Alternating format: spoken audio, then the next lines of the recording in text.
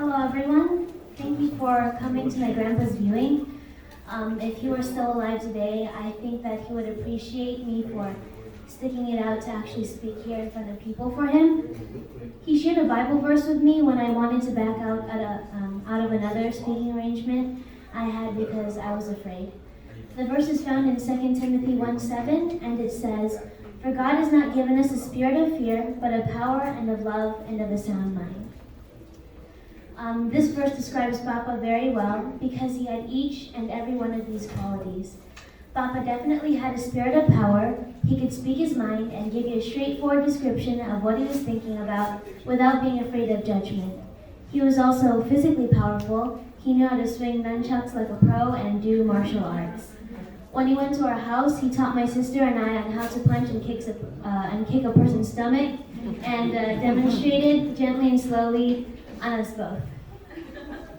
He also had us hold our punching pads for him so that he could show us what we needed to improve on.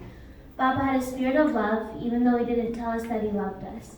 But he would show his love when he would teach me how to tie a cow so it wouldn't get away, even though I would probably never get the chance to do it.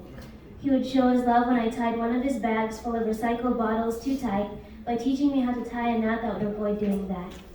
The last quality the verse talks about is having a sound mind. My papa was extremely smart. He had read so many books and knew about so many things that sometimes when he spoke to me, I could barely keep up with what he was saying.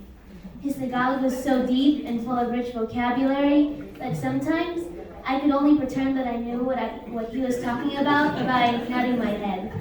So as much as I would like for Papa to nod his head right now and tell me that he's been listening to me this entire time, I know that he wouldn't want me to be sad and would tell me that he's going to see me again when Jesus comes back and wakes him up.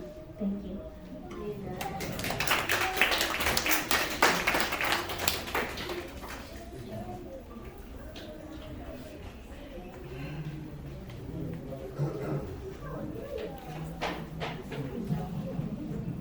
Thank you very much, Ate. So now I'd like to call up Hanna's sister and also a grandchild of my father-in-law, Emilio Reyes. Are you ready, Abby?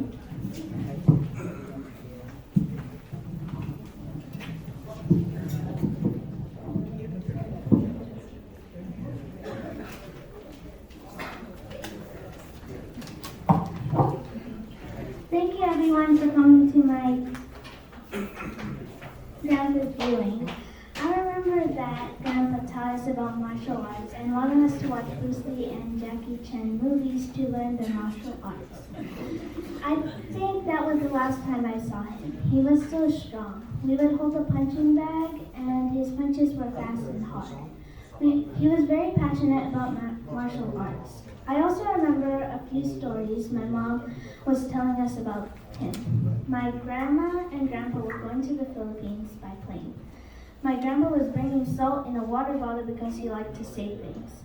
Once they got to the ESA, the security thought it was cocaine. It took them a while investigating and trying to confirm that it was cocaine. After a very long time, one of the security guards tasted it. He said, "It's salt."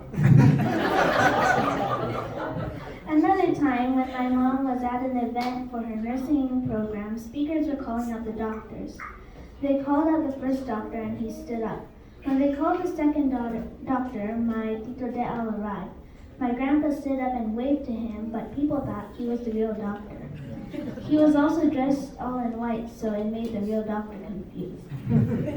There are countless stories about my grandpa, and I wish I could tell them all. Goodbye, Papa. We'll see you in heaven.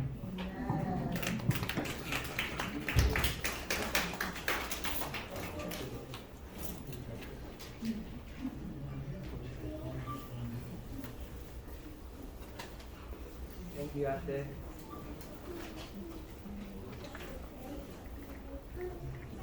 Thank you very much, Ate Abby. And so now I'd like to call up, so we have another music number. It'll be Anatoly Chua. Anatoly is a good friend of Emilio Reyes, also brother in Christ at Holidale SDA.